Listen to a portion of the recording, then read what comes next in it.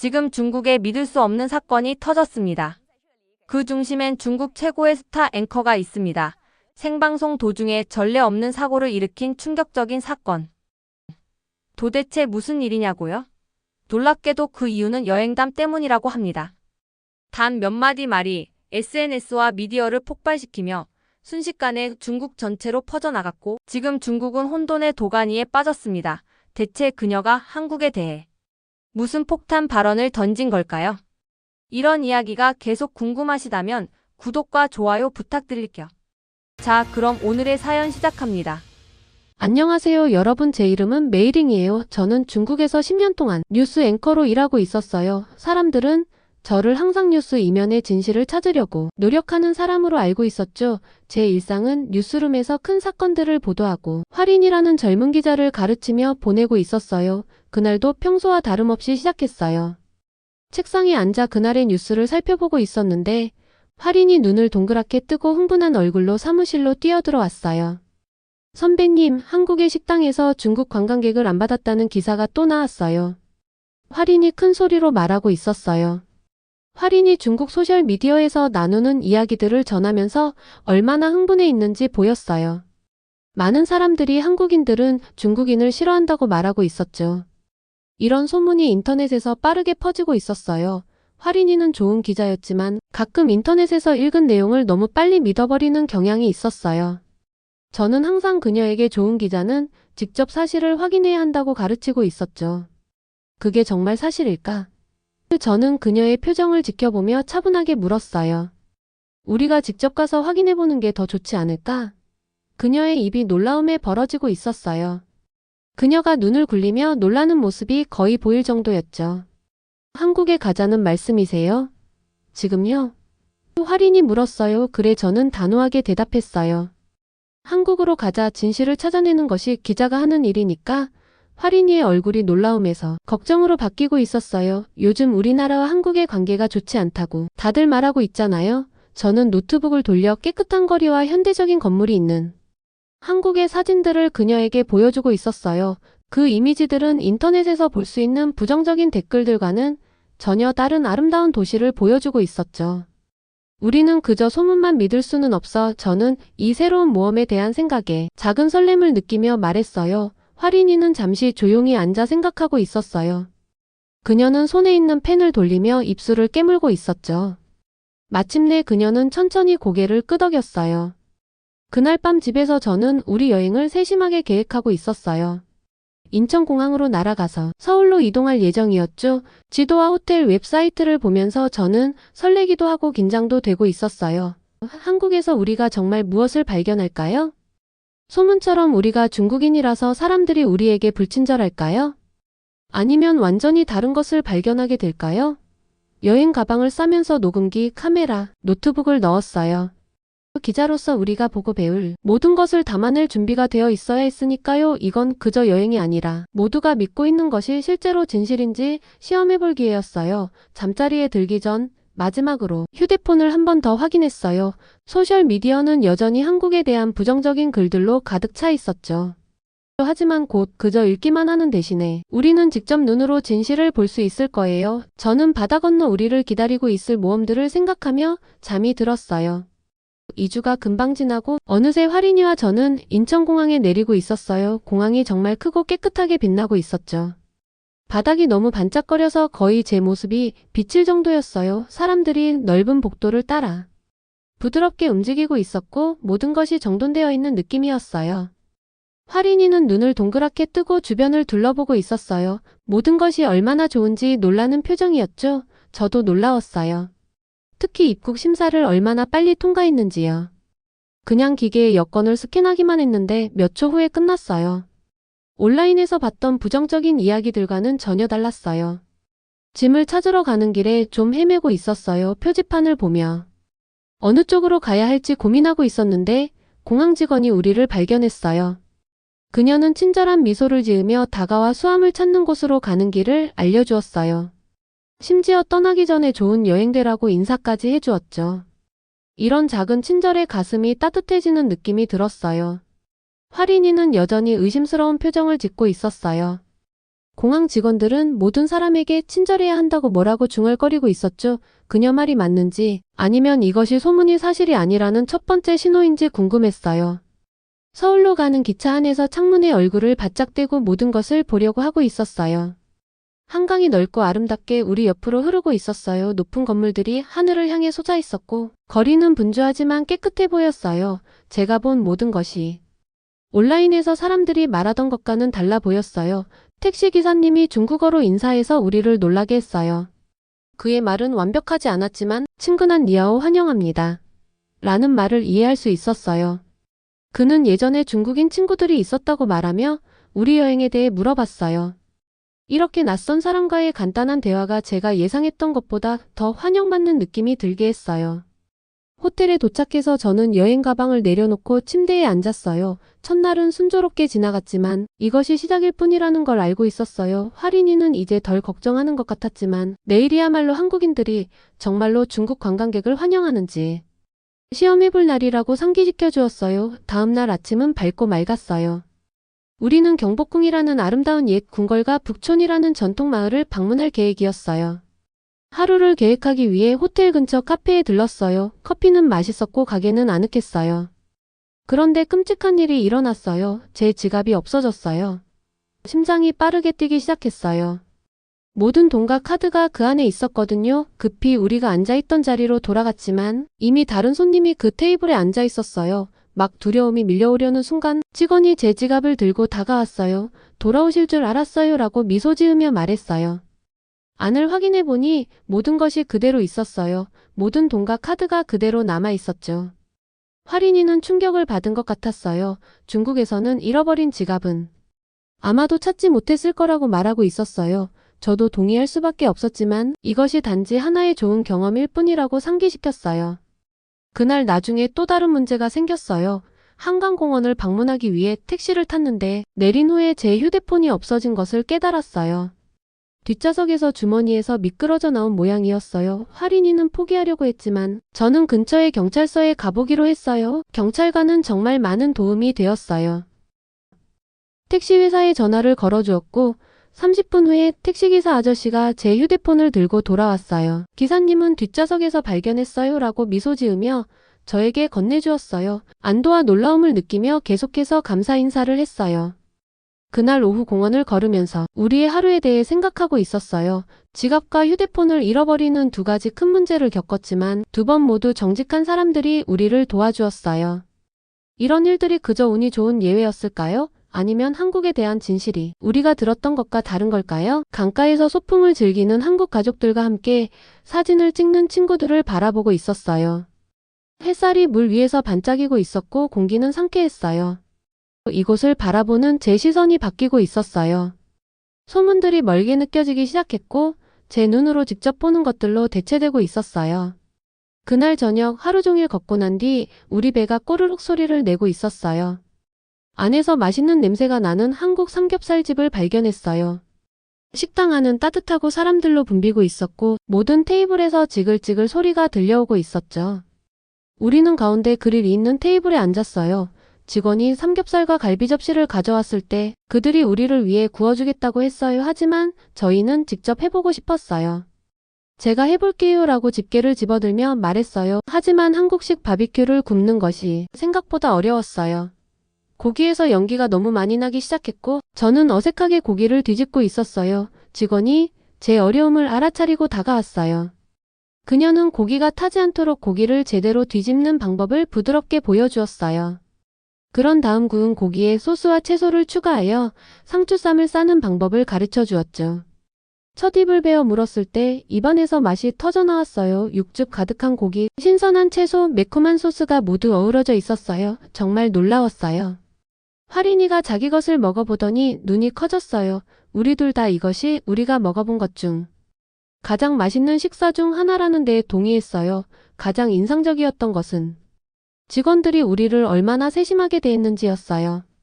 그들은 외국인들에게 올바른 먹는 방법을 가르치는 것을 귀찮아하지 않는 것 같았어요.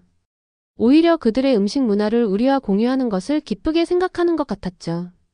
배가 부른 채로 식당을 나서면서 화린이가 한국인들이 중국인을 싫어한다는 소문이 틀린 것 같다고 귓속말로 말하고 있었어요. 저도 동의할 수밖에 없었어요. 지금까지 모든 경험이 반대의 증거를 보여주고 있었으니까요. 다음날 저녁, 우리는 서울의 유명한 야경을 보기로 했어요. 화린이는 남산타워가 밤에 도시를 내려다보는 가장 좋은 장소라고 읽었다고 했어요. 저는 휴대폰으로 그곳에 가는 방법을 찾아봤어요. 저녁 8시가 넘어 늦은 시간이었지만 거리는 여전히 안전하고 활기차게 느껴졌어요. 모든 연령대의 사람들이 돌아다니고 있었고 거리는 너무 깨끗했어요. 우리는 타워 방향으로 가는 버스에 올랐어요. 몇 분 후 버스 기사님이 우리에게 어디로 가는지 물어봤어요. 제가 남산타워라고 말하자 기사님은 자신의 버스가 거기 근처까지만 간다고 설명했어요. 산 정상까지 가려면 케이블카를 타야 한다고요. 그는 정확히 어디서 내려야 하는지 알려주겠다고 했어요. 도시를 지나가는 동안 서울의 불빛이 우리 주변에서 반짝이고 있었어요. 기사님은 우리가 어디서 왔는지 물어봤고 제가 베이징이라고 말하자 그의 얼굴이 밝아졌어요. 그는 한 번 자금성을 방문했었는데 정말 아름다웠다고 말했어요. 그는 우리가 서울에서 잘 즐기고 있는지 물었어요. 예상보다 더 좋아요? 라고 저는 솔직히 대답했어요. 이 도시는 많은 좋은 방식으로 저를 놀라게 했으니까요. 우리가 내릴 정류장 직전에 기사님이 사탕 몇 개를 건네주었어요. 산에 올라가면 추워요라고 말하면서요. 정말 달고 맛있는 커피향이 나는 사탕이었어요. 제 마음을 따뜻하게 만들었어요. 화린이와 저는 버스에서 내리면서 기사님에게 여러 번 감사 인사를 했어요. 케이블카가 우리를 산 위로 남산타워까지 데려다 주었어요. 꼭대기에서 우리는 별의 바다처럼 펼쳐진 도시 전체를 볼 수 있었어요. 모든 방향으로 멀리까지 불빛이 반짝이고 있었어요. 한강이 가운데를 검은 리본처럼 굽이치며 흐르고 있었고 표면에는 불빛이 반사되고 있었어요. 서늘한 밤 공기 속에 서 있는데 화린이가 제 옆에서 부드럽게 말하고 있었어요. 그녀는 한국인들이 중국인을 싫어한다고 쉽게 믿었던 것이 잘못이었다고 인정했어요. 저도 같은 실수를 했다고 말했어요. 우리 둘 다 직접 알아보는 대신 소문이 우리의 생각을 형성하도록 놔두었던 거였죠.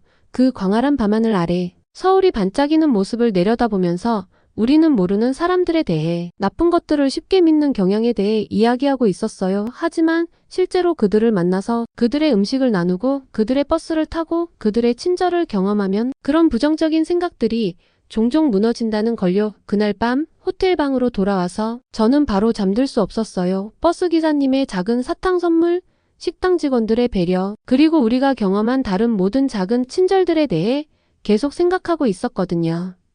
이런 것들은 우리를 싫어하는 사람들의 행동이 아니었어요. 그저 자기 나라를 방문한 사람들에게 친절하게 대하는 평범한 사람들의 행동이었어요. 저는 이 여행이 단지 소문이 진실인지 확인하는 것보다 훨씬 더 많은 의미가 있다는 것을 이해하기 시작했어요. 그것은 우리가 들은 것을 넘어서서 스스로 진실을 발견하는 것에 관한 여정이었어요. 다음 날 아침, 저는 설레면서도 약간 긴장하고 있었어요. 오늘은 특별한 날이었거든요. 한국 방송국에서 김 프로듀서를 만날 예정이었으니까요. 그는 중국과 한국의 관계에 대한 다큐멘터리로 유명한 분이었어요. 제 친구가 이 만남을 주선해 주었고 저는 이번 기회가 관광객으로서의 경험보다 더 깊은 통찰력을 줄 수 있기를 바라고 있었어요. 방송국 건물은 높고 현대적이었어요. 유리 벽면에는 파란 하늘이 비치고 있었죠. 로비에서 김 PD님은 친근한 미소와 따뜻한 악수로 우리를 맞이해 주었어요. 그는 안경 너머로 친절한 눈빛을 가진 50세 정도로 보이는 분이었어요. 그는 우리를 자신의 사무실로 안내했는데 벽에는 그가 만든 많은 다큐멘터리의 사진들이 걸려 있었어요. 우리가 앉아있는 동안 향긋한 커피향이 방 안을 채우고 있었어요. 저는 깊게 숨을 들이쉬고 우리가 한국까지 오게 된 이유를 설명하고 질문을 드렸어요. 중국에서는 많은 사람들이 한국인들이 중국인을 싫어한다고 생각하고 있어요. 진실은 어떤가요? 김 PD님은 대답하기 전에 신중하게 생각하고 있었어요. 그는 일부 부정적인 감정이 존재하긴 하지만 대부분의 일반 한국인들은 국적에 따라 사람을 판단하지 않는다고 설명했어요. 그는 미디어가 때로는 일이 실제보다 더 나쁘게 보이게 만든다고 말했어요. 나쁜 뉴스만 보여주고 한국인과 중국인 사이의 일상적인 우정은 보여주지 않는다고요. 화린이가 중국을 나쁘게 보여주는 한국 뉴스에 대해 물었을 때 김 PD님은 생각에 잠겨 고개를 끄덕였어요. 그는 모든 나라의 미디어가 자신만의 관점을 가지고 있다는 것을 인정했지만 TV에 나오는 내용이 사람들이 실제로 생각하는 모든 것들과 종종 일치하지 않을 때도 있다고 말했어요. 저는 정말로 이해하고 싶어서 몸을 앞으로 기울이며 물었어요. 미디어가 우리 나라들 사이의 관계를 개선하는 데 어떻게 도움을 줄 수 있을까요? 그의 대답은 간단하지만 강력했어요. 그는 서로의 문화를 이해하는 데 도움이 되는 프로젝트가 더 많이 필요하다고 믿고 있었어요. 그는 중국과 한국팀이 함께 공유된 이야기를 전달하는 공동 제작을 제안했어요. 대화 후 김 PD님은 우리를 방송국 투어로 안내했어요. 한국 텔레비전의 무대 뒤를 볼 수 있어서 정말 흥미로웠어요. 편집실에서 우리는 자신들이 좋아하는 중국 드라마에 대해 흥분해서 이야기하는 직원들을 만났어요. 그들은 활인에게 그녀가 좋아하는 배우와 프로그램에 대해 물었어요. 대화는 양국의 이야기에 대한 웃음과 공유된 열정으로 쉽게 이어지고 있었어요. 건물을 나서자 오후 햇살이 제 얼굴을 따뜻하게 비추고 있었어요. 활인이 생각에 잠겨 조용히 내 옆에서 걷고 있었어요. 마침내 그녀는 미디어가 보여주는 것과 일반 사람들이 느끼는 것 사이의 차이에 대한 김 PD님의 말이 맞는 것 같다고 말했어요. 저도 그녀에게 동의했어요. 불과 며칠 만에 우리의 경험이 정확히 그 점을 증명했으니까요. 우리는 소셜미디어가 믿게 했던 것과는 달리 일반 한국인들에게서 친절함만을 경험했어요. 일주일 후 우리는 중국으로 돌아왔어요. 직장에 복귀한 첫날 생방송에서 저는 한국 여행 경험을 나누고 있었어요. 동료 앵커가 한국은 어땠나요? 라고 묻자 저는 솔직하게 대답했어요. 걱정과 달리 정말 좋았어요. 지갑과 핸드폰을 잃었지만 모두 돌려받았고 사람들이 정말 친절했어요. 소문과 현실은 완전히 달랐죠. 우리가 만난 친절한 사람들 그리고 현실이 소문과 얼마나 달랐는지에 대해 이야기했죠. 방송이 끝난 후 스튜디오는 스태프들의 호기심 가득한 질문으로 웅성거리고 있었어요. 모두가 우리 여행에 대한 더 자세한 내용을 듣고 싶어 했죠. 활인이 휴대폰을 들고 달려왔는데 우리 여행에 대한 그녀의 소셜미디어 게시물이 수백 개의 댓글과 공유를 받고 있는 것을 보여주고 있었어요. 사람들이 놀라고 있어요 라고 그녀가 말했어요. 방송에서 한국에 대한 좋은 소식을 듣게 될 거라고 예상하지 못했나 봐요. 저는 이해한다는 듯이 고개를 끄덕였어요. 부정적인 이야기가 더 퍼지기 쉬운 거야. 그래서 우리가 사실과 긍정적인 경험을 전해야 하는 거야. 활인의 눈이 반짝이더니 그럼 이참에 한중 다큐멘터리를 만들어 보죠. 김 PD님이 말한 것처럼요라고 제안했어요. 좋아, 함께 해보자라고 저는 의지를 다지며 대답했어요. 그날 저녁 스튜디오를 나서면서 저는 몇 년 만에 가장 강한 목적 의식을 느끼고 있었어요. 우리는 진실을 찾아 한국에 갔고 그것을 찾았어요. 그것은 자극적인 헤드라인이나 분노에 찬 소셜미디어 게시물이 아니라 인간적 연결에 소소하고 일상적인 순간들 속에 있었죠. 우리 여행의 진정한 보상은 단지 소문이 틀렸다는 것을 증명하는 것만이 아니었어요. 그것은 우리가 직접 보기 위해, 실제 사람들을 만나기 위해, 그리고 벽 대신 다리를 놓기 위해 시간을 들릴 때 편견이 얼마나 빨리 사라질 수 있는지를 발견하는 것이었어요. 그날 밤 집에서 저는 한국 버스 기사님이 우리에게 주셨던 몇 개의 사탕을 발견했어요. 그의 친절한 미소를 기억하며 그 사탕들을 손에 쥐고 있었어요. 정말 단순한 것이었죠. 그저 몇 개의 사탕일 뿐이었지만 그것은 훨씬 더 큰 의미를 담고 있었어요. 작은 친절이 어떻게 한 나라와 그 사람들에 대한 우리의 시각을 바꿀 수 있는지 보여주고 있었거든요. 한국으로의 이 여행은 단순한 휴가 이상이었어요. 제 눈을 열어주고 생각하는 방식을 바꿔놓았죠. 10년 동안 뉴스 앵커로서 저는 항상 다른 사람들에게 사실을 확인하고 들은 모든 것을 믿지 말라고 말해왔어요.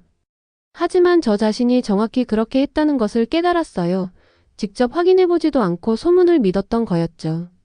어쩌면 우리만이 아니라 많은 중국인들이 한국에서 좋은 경험을 했지만 그런 이야기들은 잘 알려지지 않았던 것이라고 생각했어요. 미디어 종사자로서 저희는 종종 더 자극적이고 논쟁적인 이야기에 집중하는 경향이 있었습니다. 그래서 다시 한번 진실을 알리자고 다짐하게 되었죠. 며칠 후 활인은 좀 더 상세한 내용을 제안했어요. 우리 다큐멘터리에서 양국의 일상적인 사람들이 실제 경험을 나누는 모습을 보여주면 어떨까요? 그녀가 제안했어요. 정치인이나 유명인이 아니라 우리가 만났던 택시기사님들, 식당 직원들, 그리고 다른 평범한 분들 말이에요. 저는 그녀의 아이디어가 즉시 마음에 들었어요. 가장 강한 이야기는 종종 평범한 삶을 사는 평범한 사람들에게서 나오니까요. 우리 제작팀은 우리 프로젝트에 대해 흥분하고 있었어요. 중국에 사는 한국인들과 한국에 사는 중국인들 중 자신의 이야기를 나누고 싶어하는 사람들을 찾았어요. 김 PD님도 우리와 함께 일하기로 동의했고 그의 수년간의 경험을 우리 프로그램에 더해 주었죠. 저는 그 사탕 하나를 작은 액자에 넣어 제 책상에 놓았어요. 그것을 볼 때마다 소문에 기초한 두려움 때문에 놀라운 경험을 놓칠 뻔했던 순간을 기억하고 있어요. 집에 돌아와 사탕을 보며 저는 생각하고 있었어요. 작은 친절이 큰 변화를 만들어내네. 이번 여행은 단순한 여행 이상으로 선입견을 깨고 열린 시각을 준 소중한 경험이었어요. 시청자들이 우리 시리즈의 아이디어를 어떻게 생각해냈는지 물어볼 때 저는 정직하게 우리의 여정에 대해 이야기해요. 근거 없는 두려움이 우리가 진실을 발견하는 것을 막을 뻔했고 실제 사람들을 만나는 것이 온라인에서 읽을 수 있는 그 어떤 것보다 더 가치 있었다는 것을 설명하고 있어요. 이제 매일 저는 뉴스 이야기에 다르게 접근하고 있어요. 평소에 신뢰하는 출처에서 나온 정보라도 더 깊이 의문을 제기하고 있죠. 헤드라인 뒤에 숨은 인간적인 이야기를 찾고 있어요. 그리고 현실은 거의 항상 더 복잡하고 종종 더 아름답다는 것을 단순한 소문이 암시하는 것보다 기억하고 있어요. 제가 한국에서 가져온 가장 중요한 것은 손에 쥘 수 있는 것이 아니었어요. 그것은 새로운 이해였어요. 오늘날 세계에서 오해가 순식간에 전 세계로 퍼질 수 있는 상황에서 다른 관점을 경험하는 시간을 갖는 것은 단지 좋은 저널리즘일 뿐만 아니라 사람들 사이에 다리를 놓는데 필수적이라는 이해였죠. 내일 우리는 다큐멘터리 촬영을 시작할 거예요. 서울의 중국 식당과 베이징의 한국 상점들을 방문할 예정이에요. 양국에서 유학 중인 학생들과 한국 중국 혼합 문화를 가진 가족들과 이야기를 나눌 거예요. 그들의 이야기를 통해 우리는 인터넷의 감정적인 글이나 자극적인 뉴스 제목에서 보이는 것보다 훨씬 더 진짜 모습을 보여주고 싶어요. 잠자리에 들기 전 저는 미소 짓고 있어요. 어떤 여행은 당신의 목적지 이상의 것을 바꿔요. 그것은 당신을 바꿔요. 그리고 당신이 집으로 돌아올 때 당신은 그 변화를 귀중한 선물처럼 다른 사람들과 나눌 수 있도록 가져오게 되죠. 단순한 사실 확인 여행으로 시작된 것이 두 이웃 나라 사이의 이해를 구축하는 사명이 되었어요. 한 번에 하나의 이야기씩 말이에요. 그리고 그것은 모두 우리가 듣는 것을 믿는 대신 직접 확인해보기로 결정했기 때문에 시작되었어요. 베이징의 밤하늘을 바라보며 저는 다시 한번 이번 여행의 의미를 되새겼습니다. 선입견은 얼마나 쉽게 생겨나고 또 얼마나 쉽게 서로의 불신의 벽을 만들어내는지요. 언론인으로서 저는 그 사실을 더 깊이 깨달았습니다. 한국 여행을 통해 저는 단순히 여행지의 아름다움만 발견한 것이 아니었습니다. 사람과 사람 사이에 진정한 소통 선입견을 넘어서는 진실, 그리고 작은 친절이 가져오는 큰 변화를 느꼈습니다. 그리고 무엇보다 더 열린 마음으로 세상을 바라보는 법을 배웠습니다. 직접 가보지 않으면 진실은 모릅니다. 방송에서 했던 말을 혼자 다시 중얼거리며 저는 앞으로의 제 역할에 대해 생각했습니다. 앵커로서 기자로서 그리고 한 개인으로서 저는 더 많은 진실을 찾아 나설 것입니다. 그리고 그 과정에서 발견한 작은 친절함의 이야기들을 더 많이 전할 것입니다. 어쩌면 그것이 우리가 더 나은 세상을 만들어가는 작은 시작점이 될 수 있을 테니까요. 여러분 오늘의 이야기는 어떠셨나요? 중국 매체의 폐쇄성은 많은 분들이 아실 겁니다. 국가 통제 중심, 검열과 감시, 인터넷 차단과 정보 제한, 외부 세계에 대한 정보 통제로 자유로운 여론 형성이 어렵습니다. 실제 사례로는 2019년부터 2020년까지 우한 코로나19 초기 은폐, 2021년 홍콩 애플 데일리 폐간 등이 있습니다. 우리나라에서는 평범한 여행담이 중국에서는 방송사고가 되는 상황을 보셨습니다. 주인공에 통제되었던 본인의 시각을 실제 한국 여행을 하면서 깨닫게 되고 오해를 풀고 새롭게 변한 시각으로 한국을 바라보겠다는 정말 소중한 이야기였습니다. 한국과 중국에 대한 여러분의 이야기도 궁금합니다. 다음 영상에서 또 만나요. 그리고 오늘도 빛나는 하루 보내세요. 영상 재미있게 보셨나요? 이 영상이 마음에 드셨다면 구독과 좋아요 부탁드릴게요.